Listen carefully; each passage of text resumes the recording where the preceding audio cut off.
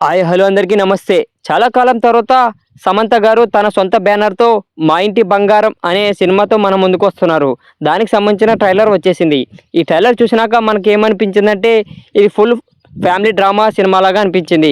ఇందులో సమంత గారు పర్ఫార్మెన్స్ చూస్తే మనకు పిచ్చెక్కిపోతుంది.